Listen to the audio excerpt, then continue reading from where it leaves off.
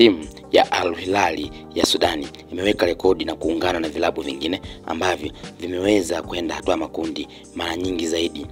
kuliko vilabu vingine kwa mfululizo, ambapo katika timu ambayo inatokea ukanda wa Sudani ambako huko hakuna ligi inayoendelea, bali wanatumia baadhi ya ligi ambazo wanaomba washiriki na baadaye wanakubaliwa na kuweza kufanya vizuri kwenye mashindano ya klabu bingwa barani Afrika kama ilivyokuwa kwa msimu uliopita, huku mdau mmoja akiwa anadai kwamba kufuzu makundi haijawahi kuwa shida kwao licha ya ugumu ambao wanaopata, ambapo Al Hilal Omdurman ya Sudani wamefuzu hatua ya makundi kwenye michuano ya ligi ya mabingwa ya CAF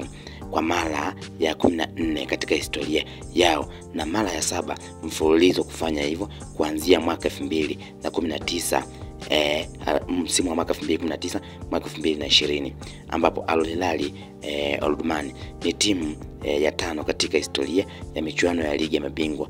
CAF kufuzu hatua ya makundi mara nyingi mfululizo, ambapo katika orodha ambayo imeweza kutolewa ya timu ambazo zishawahi kufuzu mara nyingi zaidi ni pamoja na timu ya Al Ahly kutokea Misri, yenyewe imefuzu mara 11 mfululizo kwenye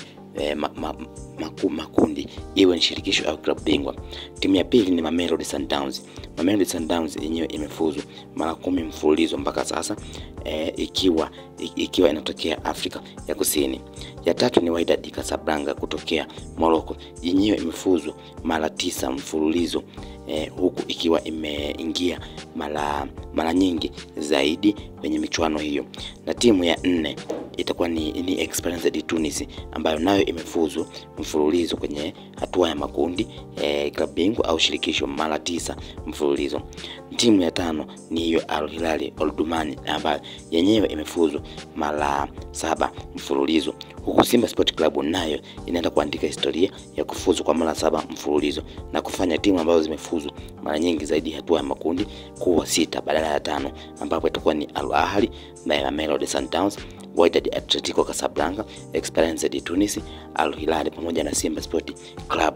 Sasa kwa takwimu za Al Hilal ambazo Al Hilal katika mechi za hatua za awali kwenye ligi ya mabingwa ya CAF tangu mwaka 2019 hadi mwaka 2020, ambapo michezo waliocheza wamecheza michezo 26, michezo walioshinda ni 14, sare wametoa 11, kupoteza wamepoteza mechi 8, mabao waliofunga ni mabao 28, mabao ya kufungwa ni mabao 13, clean sheet wana clean sheet 16, na kufanya kuwa ni timu ambayo imepata matokeo makubwa zaidi kutokana na takwimu ambazo zimeweza kutolea hivyo na kujiwekea rekodi na kuwa kwenye orodha ya timu ambazo zimefuzu mara nyingi zaidi.